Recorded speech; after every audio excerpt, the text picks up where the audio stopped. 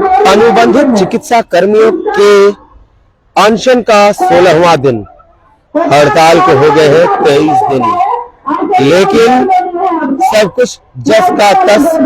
सरकार अब भी सोई और अनुबंधित चिकित्सा कर्मी हो, एनएचएम, जीएनएम, एएनएम, पारा कर्मी जो भी है, सब अभी भी पस्त है। मतलब ये कहा जा सकता है कि सरकार अपनी करनी में मस्त और चिकित्सा कर्मी यहाँ त्रस्त और पस्त। आखिर हो क्या रहा है झारखंड में?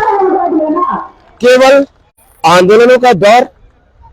इनकी मांगे हैं कि इन्हें परमानेंट किया जाए, लेकिन सरकार की जिद है कि चाहे कुछ भी हो जाए हम जागेंगे नहीं। पूरी तरह से यहाँ पर देख रहे हैं आप, समर्थन में अनशनकारी बहनों के भाइयों के समर्थन में ये लोग यहाँ हैं, लेकिन सरकार पर कोई असर नहीं, कोई फर्क ही नहीं पड़ता। जैसे लगता है कि सरकार ने अपने आंख, कान, नाक, मुंह सबको बंद कर दिया है। और देखिए स्थिति जस की तस। सुधार तो कुछ हो नहीं रहा है, स्थिति बिगड़ती जरूर जा रही है लगातार। और यहाँ भी स्थिति सुधार कुछ नहीं, केवल स्थिति में गिरावट, हालत गिरती जा रही है। ये सत्येंद्र है जिनका कल विवाह की वर्षगांठ थी, शादी की सालगिरह थी, लेकिन इन्होंने शादी की सालगिरह के दिन भी अनशन करके ही यहाँ पर बिता दिया।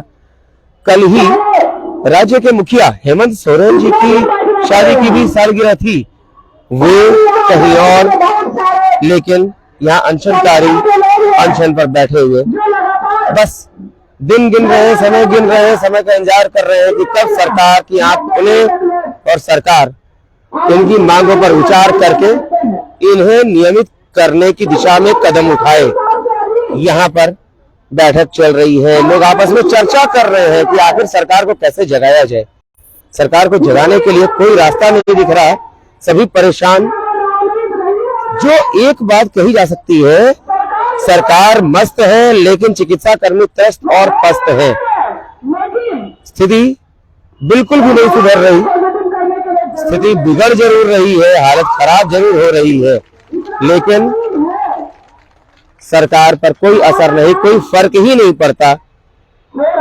लगातार स्वास्थ्य में गिरावट।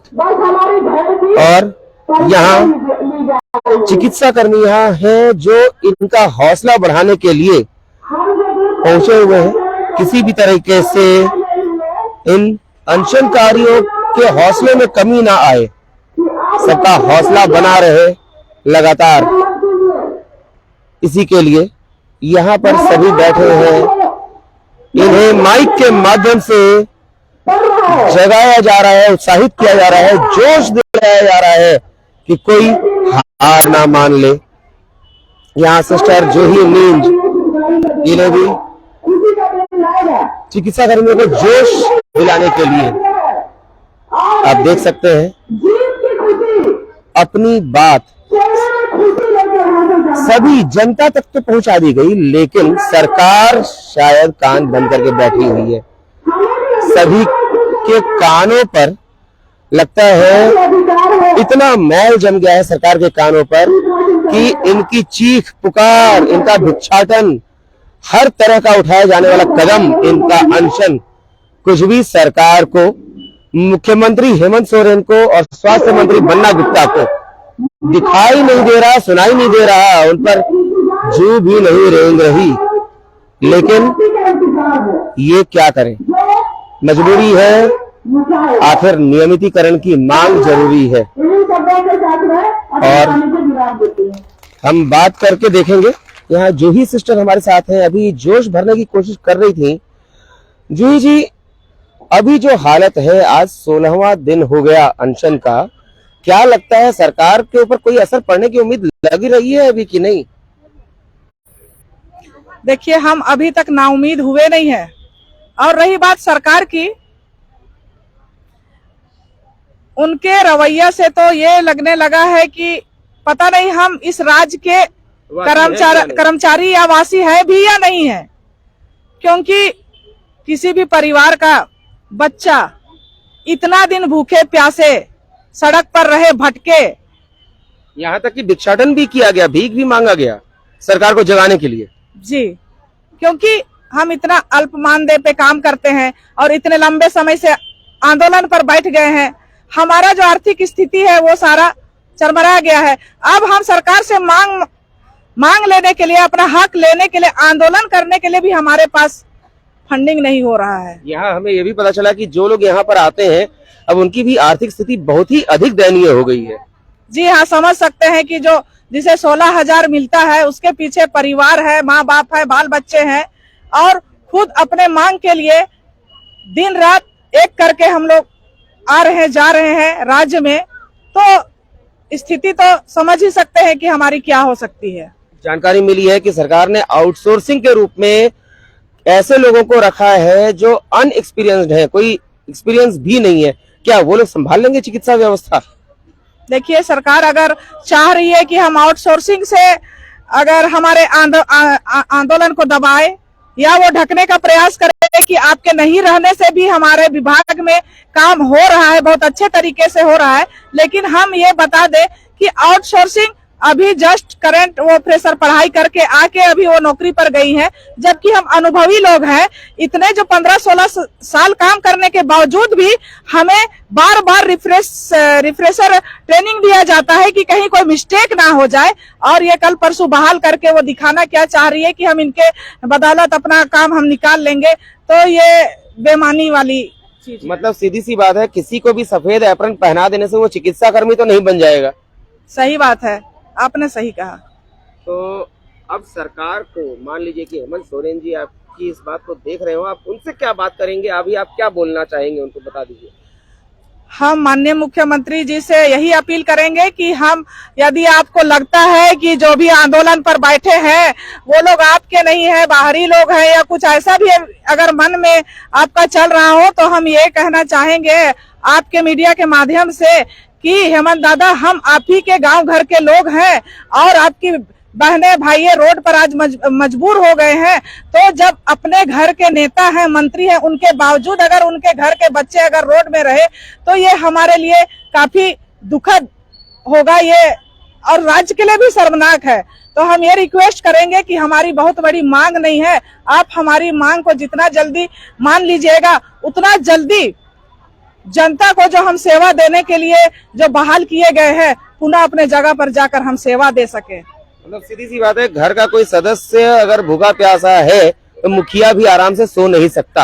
ये तो सच है कि जरूर हमारी नींद उड़ी है तो उनकी भी नींद उड़ी होगी, इसमें कोई शक नहीं है, लेकिन वो हमारी सुध नहीं ले रहे हैं। इसमें क्या मजबूरी है ये तो ऊपर वाला जाने और हमारे मुख्यमंत्री जाने। हम तो बस उम्मीद लगाए हुए, आस लगाए अभी भी बैठे हैं और उम्मीद पर ही दुनिया कायम है, और हम भी उम्मीद पर ही डटे हुए हैं कि आज नहीं कल हमारी मांगे तो सुनी जाएगी, हमारी फरियाद सुनी जाएगी और हमें नियमितीकरण किया जाएगा। तो ये थी सिस्टर जूही मींज, जिन्होंने साफ साफ कहा कि अगर हमारी नींद उड़ी है तो मुखिया की भी नींद आराम की तो नहीं हो सकती। हमारे साथ अभी यहाँ आलोक तिवारी जी दिख रहे हैं, आइए उनसे भी बात करते हैं। आलोक जी, 16वां दिन हो गया अनशन को और हड़ताल को भी 23वां दिन, अब तक सरकार की तरफ से कोई पहल नहीं दिखी। सरकार किस बात का इंतजार कर रही होगी? सरकार इंतजार कर रही है कि सरकार के राज्य के जो ये सब बच्चे हैं, अनशनकारी बहन हैं, जो भाई हैं, वे अपना प्राण त्याग दें। और क्या किसी परिवार में किसी का प्राण चला जाता है या कोई भूखा भी अगर सोता है एक रात भी, तो क्या उस परिवार के मुखिया को नींद आती होगी? निश्चित रूप से नहीं आती होगी। और माननीय मैं मुख्यमंत्री जी से यह अनुरोध करूंगा, इस मंच के माध्यम से अपील करूंगा, आग्रह करूंगा, गुजारिश है कि यहाँ जो सभी बहन भाई बैठे हुए हैं, ये आपके सभी बच्चे हैं, आप इस राज्य के मुखिया हैं, आपने चुनावी वादा भी किए थे आपने कि हम जब हमारी सरकार बनेगी तो आप सभी अनुबंध स्वास्थ्य कर्मियों का सीधा समायोजन होगा। हम सभी उसी आपका चुनावी वादा को याद दिलाने के लिए निमित्त यहाँ बैठे हुए हैं और काफी देर हो चला है और अभी तक हमारे बीच MD NHM डायरेक्टर सर केवल आए हुए थे और अभी तक कोई मंत्री और कोई बड़ा आला अधिकारी अभी तक नहीं पहुंचे हैं। एक मंत्री तो आए थे, कृषि मंत्री बादल पत्रलेख, लेकिन वो भी चोरों की तरह कह रहे थे। लोगों का कहना था, जो आसपास के लोगों ने साफ साफ कहा कि उन्होंने एक शब्द भी कहा नहीं और चोरों की तरह मुंह छिपाकर भाग गए। कितनी सच्चाई है इसमें? हाँ, निश्चित रूप से मैं उस समय यहीं था मंच पर। वो आए और धीरे से इधर उधर करके और इसी रास्ते से इधर से निकल गए। वो कुछ कहा नहीं उन्होंने? नहीं, कोई सकारात्मक बातचीत नहीं बोले, नहीं लोगों को ढाढ़स बढ़ाया। हम सभी बड़ी आशान्वित थे इस सरकार के कद्दावर जो हमारे मंत्री हैं, जो जन जन के लिए पॉपुलर हैं, तो निश्चित रूप से हमारी बातों को सरकार तक पहुंचाएंगे और हम सभी को इतना लंबा इंतजार नहीं करना पड़ेगा। लेकिन ऐसा कुछ भी नहीं हुआ। नहीं, ऐसा कुछ नहीं हुआ और हम सब यहाँ बैठे हैं एक सूत्री मांग को लेकर के। काफी स्थिति गंभीर होती जा रही है। मान लीजिए कि हेमंत सोरेन मुख्यमंत्री और बन्ना गुप्ता आपकी इस आवाज को सुन रहे हो हमारे इस वीडियो के माध्यम से, आप उनसे डायरेक्टली क्या कहना चाहेंगे? बोलिए। हम सभी स्वास्थ्य अनुबंध कर्मी हैं, आपके बीच के बच्चे हैं और हमने कोरोना योद्धा के रूप में इस राज्य में बढ़ चढ़ करके काम निभाया, सरकार के योजनाओं को धरातल तक पहुंचाया। आज हम अपनी मांगों को लेकर यहाँ बैठे हुए हैं और हमारी बहन, अनशनकारी बहन भाई का स्थिति बद से बदतर हो रहा है। अगर इनकी स्थिति गंभीर होती है तो यह सारी जवाबदेही हमारे माननीय मुख्यमंत्री और माननीय हमारे स्वास्थ्य मंत्री जी की होगी और राज्य की जनता को भी अगर किसी प्रकार की कोई क्षति पहुंचती है तो मुखिया होने के नाते माननीय हमारे मुख्यमंत्री जी और स्वास्थ्य मंत्री जी को यह जवाबदेही लेनी होगी। मैं निवेदन करता हूं कि तत्काल गंभीरता पूर्वक संवेदना के साथ हमारी बातों को सीधा समायोजन को पहल करते हुए हमें नियमित करें। पहले भी 2014 में माननीय हेमंत सोरेन सर की सरकार ने इसी राज्य में हम ही लोग जैसा पद पर कार्यरत स्वास्थ्य अनुबंध कर्मियों का सीधा समायोजन किए हैं। हम सब उसी के तर्ज पर सीधा समायोजन के लिए बैठे हैं और आश्वस्त करते हैं कि माननीय मुख्यमंत्री जी हैं तो हिम्मत है, जो कहते हैं सो करते हैं। निश्चित रूप से मैं इसी वादे के साथ यहाँ बैठे हैं। हम लोग तब तक बैठे रहेंगे जब तक हमारी मांगे पूरी नहीं हो जाएगी। यह आंदोलन अनवरत चलता रहेगा तब तक जब तक हमें नियमित नहीं किया जाए।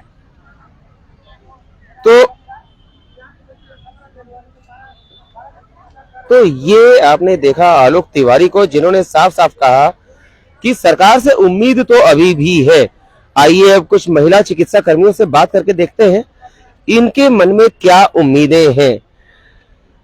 आप जरा बताइए हमें कि क्या लगता है, आज 16 दिन हो गए अनशन को और 23 दिन हड़ताल को। मान लीजिए किसी के घर में कोई भूखा प्यासा रहता है तो घर के लोग, बाकी लोग आराम से सो सकते हैं क्या? बिल्कुल नहीं। घर के लोगों में भी चहलकदमी मची हुई है और हमारे बच्चे भी कहीं ना कहीं वो भी सफर कर रहे हैं। इस हड़ताल में बच्चों का स्कूल जाना सब बंद हो गया है। एक तरह से सोचिए तो हमारा पूरा परिवार अनशनकारी है। ये कहा जा सकता है कि अभी परिवार इस समय एक तरीके से बिखरने की स्थिति में है। बिल्कुल, आपका कहना 100% सही है। पूरा परिवार बिखरा हुआ है, लेकिन एक नौकरी के चलते हम वो भी बर्दाश्त कर रहे हैं और इस बार झारखंड सरकार को सोचने पर हम विवश कर देंगे और सोचना पड़ेगा उनको। तो मतलब परिवार एक तरीके से बिखरने की स्थिति में है। आइए और बात करके देखेंगे एक और बहन से। आप बताइएगा क्या लगता है, सरकार का रवैया देखकर क्या उम्मीद है? सरकार का रवैया तो अभी तक काफी उदासीन है, लेकिन हम लोग भी अड़े हुए हैं कि इस बार अगर नहीं झुकेगी तो हम झुकाने का भी काम करेंगे सरकार को। सरकार ने कई लोगों को आउटसोर्सिंग में रख लिया है और आउटसोर्सिंग के माध्यम से चिकित्सा सेवा दे रही है। क्या लगता है, आउटसोर्सिंग से काम चल जाएगा? आज आप पेपर और प्रिंट मीडिया के माध्यम से आप देख ही रहे होंगे कि हर जगह से यही न्यूज आ रही है कि स्वास्थ्य व्यवस्था चरमरा गई है। तो ये आउटसोर्सिंग की बात तो कितने जगह, पूरे 24, हाँ बिल्कुल छलावा है। और वो लोग ना तो ढंग से ट्रेंड है और ना कुछ, क्योंकि हमारे पास अनुभव है और अभी भी इतने लोग हैं 2400 जिलों में बैठे हुए हैं। कितनों जिलों में वो आउटसोर्सिंग लेगी, कितनों को लाएगी? आप समझ सकते हैं 7000 8000 कर्मी जो हम लोग हैं वो सारे लोग अपना काम घर पर सब त्याग के यहाँ बैठे हैं। आशा और निराशा के बीच एक ही स का ही फर्क होता है, और वो स का काम सरकार अगर कर दे तो फिर ये कहीं पर कोई गुंजाइश ही नहीं है कि उसको ना तो आउटसोर्सिंग पे भरोसा करना पड़ेगा और ना ही किसी और पे। जो काम हम कर रहे हैं या कर रहे थे, अभी वो सारे काम ठप हैं। पराया हमेशा एक फोन आता है कि दीदी आप कब आ रहे हैं, कब आ रहे हैं। हमारा जवाब एक ही होता है। साथी हैं यहाँ प्रीति जी, उनके पास भी मैंने देखा था कि अस्पतालों से फोन आ रहा था कि हमारे पास भी आता है फोन लगातार कि हमारा आज कार्ड बनाना है, हमारे बच्चे का वैक्सीनेशन है, लेकिन हम मजबूर हैं। चाहकर भी अपने अंदर का जो सेवा भावना है उसको दबा कर हमको ये कदम उठाना पड़ा है, क्योंकि आज जो सेवा दे रहे हैं उन लोगों के लिए सरकार इतनी उदासीन है। और ये उदासीन रवैया सरकार का जितना हद तक हो सके हम बर्दाश्त कर पाएंगे, और अगर इस बार तो या तो प्राण जाए या नौकरी दे, बस यही की ऑप्शन है हमारा। चलिए एक और चिकित्साकर्मी बहन से बात करते हैं। आपको क्या लगता है, सरकार ने आउटसोर्सिंग के नाम पर कई लोगों को अभी दिखाने के लिए रखा है कि काम चल रहा है, किसी नए व्यक्ति को, ट्रेनिंग वाले व्यक्ति को, किसी को भी सफेद एप्रन पहनाकर बिठा देने से वो चिकित्साकर्मी बन जाता है क्या? देखिए, किसी भी आप आउटसोर्सिंग में तो ले आते हैं, लेकिन आप खुद ही समझ सकते हैं कि अनुभव कितना वैल्यू रखता है।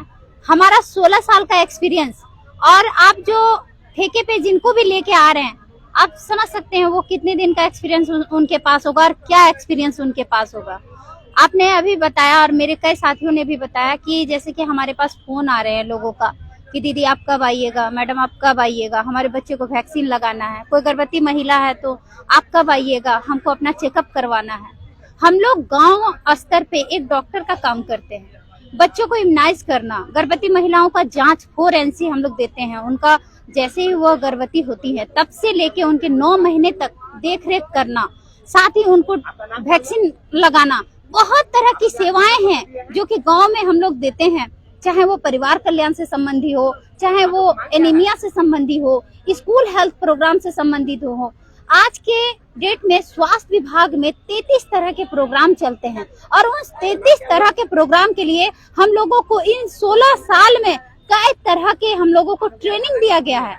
16 साल के एक्सपीरियंस के साथ साथ हम लोगों को टाइम टू टाइम ट्रेनिंग दिया जाता है कि किस काम को हम लोग कैसे करेंगे। आप खुद ही सोच सकते हैं कि उन कामों को कैसे कोई कर लेगा, उन कामों को कोई 2 दिन में आके कैसे कर लेगा सही तरीके से। ये तो सरासर पब्लिक के साथ, उनके जीवन के साथ खिलवाड़ है और कुछ भी नहीं।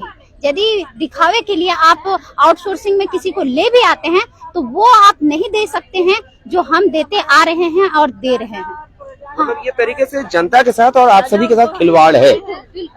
आइए एक और बहन से बात करते हैं। यहाँ देखिए, आपको दिखाते हैं, कई सारी स्वास्थ्य कर्मी बहनें बैठी हैं और हम एक एक करके संक्षेप में जानना चाहेंगे कि अच्छा अभी ये फोन पर आप बात करने की हालत में है क्या? अच्छा, इनसे बात करते हैं। क्या लगता है अभी आउटसोर्सिंग कितना सफल रहेगा सरकार का? देखिए, यहाँ से जो भी बहने जिनका भी तबीयत खराब हो रहा था, ठीक है, तो वहाँ से लगातार कंप्लेन आ रहा था कि जब हम वहाँ जाते हैं ना वो ठीक से इंट्राकत लगा पाती है, ना ठीक से इंजेक्शन दे रही है, उल्टा सीधा सब हो रहा था। हाँ, जहाँ तहाँ लगा रहे हैं, उनको बहुत तकलीफ हो रहा। तो फिर हम लोग यहाँ से कुछ जन को वहाँ पर भेजा गया कि आप लोग जाकर के खुद से कीजिए। मैं वहाँ 10 दिन थी, मेरे जो भी स्वास्थ्य कर्मी का तबीयत खराब हो रहा था, मैं वहाँ 10 दिन थी, सुबह से शाम तक रहती थी, जरूरत पड़ने पर रात में भी रहती थी। तो यही देखी कि वो लोग किसी का बीपी नापने नहीं आता, किसी को इंट्राकट तो दूर की बात है, बीपी उल्टा सीधा बता रही है। तो किसी तरह खाना पूर्ति किए जा रही। मैंने सरकार को क्वांटिटी चाहिए, क्वालिटी खत्म है, भाड़ में जाए। और आइए इनसे भी बात करते हैं। इनका नाम है प्रीति जायसवाल। प्रीति जी, 16वां दिन हो गया अनशन का, 23वां दिन हो गया हड़ताल का। कई आपके साथी जो अस्पतालों में भर्ती भी हुए थे, ये जानकारी मिली जैसी आपकी बहन ने बताया कि लोगों को इंजेक्शन लगाना, बीपी जांचना, ये सब भी नहीं आ रहा था। क्या लगता है ये कितना सफल रहेगा सरकार का इस तरह का प्रयोग, और आप लोगों के साथ ये छलावा कब तक रहेगा? सरकार का मतलब प्रोग्राम कोई भी सफल नहीं हो रहा है, लेकिन सरकार अपना ये छिपाने के लिए हर जगह ये दे हुई है कि नहीं, हर जगह काम स्मूथली चल रहा है, चाहे वो टीकाकरण का हो। अगर टीकाकरण का हम लोगों ने नया कितना सारा वैक्सीन आया, और सारे वैक्सीन का एक स्पेशल ट्रेनिंग होता है कि सारे वैक्सीन को कैसे दिया जाना है और क्या। कोई तो इंट्रावास्कुलर होता है, कोई इंट्रावेनस बिल्कुल, होता है। जैसे हम लोग बर्थ के टाइम में बीसीजी देते हैं, ठीक है, उसके बाद हेपेटाइटिस है, मिजल्स है, हर किसी का रूट और साइड अलग अलग होता है। तो जो एनएम आई हुई है अभी हमारे बीच में, जो ठेके पे आई हुई है, उस लड़की को तो अभी काम समझने में मतलब काम समझ नहीं आ रहा है कि उसको क्या करना है। मैं अपने संस्थान की बात कर रही हूँ। बिल्कुल, मेरे जब अभी स्ट्राइक होने के पहले वहां पे कुछ लड़कियां आई, तो उनकी गलती नहीं है, वो उनको कुछ काम आ ही नहीं रहा है। अब उस लड़कियों से अगर टीकाकरण का काम कराया जा रहा है तो वो बिल्कुल सरकार का मतलब ये गलत धारणा है कि वो सिर्फ अपना काम करवा रही है। अरे आप सिर्फ अपना अचीवमेंट को पूरा करने के लिए किसी भी बच्चे महिला के साथ खिलवाड़ ना करें। वैक्सीन जहां तक हमारे लिए एक मतलब जीवन का काम करती है, उसको प्रतिरोधक क्षमता जो बच्चे का बढ़ाती है, उसको गलत तरीके से देना भी उनके लिए घातक साबित होगा। आज जो कोई जीवन से खिलवाड़, बिल्कुल खिलवाड़ है। आज लेबर रूम में काम हो रहा है, लेबर रूम में भी एक स्पेशल ये दिया गया है ऊपर से निर्देश कि जो भी एसबीए ट्रेंड है वो ही डिलीवरी रूम में 24/7 ड्यूटी करेंगे। लेकिन आज अगर देखा जाए, आप जहां भी अस्पताल में जाएंगे वहां पे आपको शायद ही एसबीए ट्रेंड एनएम वहां पे मिलेंगी या एसबीए ट्रेंड जीएनएम वहां मिलेंगे। तो कभी आपके लिए ये नियम बन जाता है कि एसबीए ट्रेंड से ही डिलीवरी कराना है, एक मतलब जो प्रशिक्षित एएनएम से ही आपको टीकाकरण का काम कराना है। आज वो सारा निर्देश कहाँ चला गया? तो ये बिल्कुल सरकार की गलत बात है कि चलो आप ऊपर से, हम भी जान रहे हैं कि हमारे पदाधिकारियों को भी ऊपर से प्रेशर दिया जा रहा है कि आप अपने स्तर से यह ना दिखाएं कि आपके संस्थान से अगर इतनी लड़की नहीं है या इतनी एएनएम आपके यहाँ नहीं है तो वो आपके यहाँ कुछ काम हम पर हो रहा है। तो कुल मिलाकर सीधी सी बात है, न केवल अनशन पर बैठे इन चिकित्सा कर्मियों के जीवन के साथ बल्कि जनता के जीवन के साथ खिलवाड़। एक और बहन बैठी हैं, इनसे भी जानते हैं क्या लगता है जनता के जीवन से खिलवाड़ करते हुए सरकार करना क्या चाहती है। अब सरकार की क्या मंशा है ये तो आज 16 दिन जी। आमतौर पर एक दिन यदि कोई उपवास करता है तो हालत खराब हो जाती है। 16 दिनों में क्या हालत, अंदर से कितने ऑर्गन्स पे असर पड़ा होगा ये आप लोग अच्छे से जानते होंगे। हमारी बहनें तो बहुत का तबीयत इतना खराब हो गया है, वो दिल्ली एम्स में है और कोई रिम्स में है, सदर हॉस्पिटल में, वहाँ तो सही से इलाज भी नहीं हो पा रहा है किसी का, क्योंकि सारे आप लोग तो इधर हैं जी। और इसके बाद भी सरकार ये दिखाने की कोशिश कर रही है कि काम चल रहा है। तो क्या लगता है कि सरकार का ये छलावा जनता समझ रही होगी कि नहीं? देखिए सरकार का रवैया से जनता पर क्या पड़ रहा है, लेकिन जब तक कि सरकार हम लोग का नियमितीकरण नहीं करता है तब तक हम लोग हड़ताल जारी रखेंगे, तब तक हम लोग हड़ताल पे ही रहेंगे। तो कुल मिलाकर यही कहा जाएगा कि सरकार न केवल चिकित्सा कर्मियों के जीवन के साथ बल्कि राज्य की जनता के जीवन के साथ भी खिलवाड़ में लगी है। जो अनुभवी, प्रशिक्षित, ट्रेंड चिकित्सा कर्मी आज यहाँ पड़े हुए हैं, जिन्हें आज अस्पतालों में होना चाहिए था, वो आज यहाँ पड़े हैं और इनके बदले आपको पता है इस समय अस्पतालों में अनट्रेंड, अप्रशिक्षित लोग इनकी भूमिका निभा रहे हैं, जिन्हें ना तो ढंग से सुई लगाना आता है, न कैंडुला देना आता है, न बीपी जांचना आता है, न कुछ। लेकिन सरकार बस अपना मुंह छिपाने में लगी है। आखिर ऐसा कब तक होगा? मुख्यमंत्री हेमंत सोरेन और स्वास्थ्य मंत्री बन्ना गुप्ता से पूछ रहा है झारखंड, पूछ रहे हैं स्वास्थ्य कर्मी और पूछ रही है राज्य की जनता। Bureau report, Ranchi.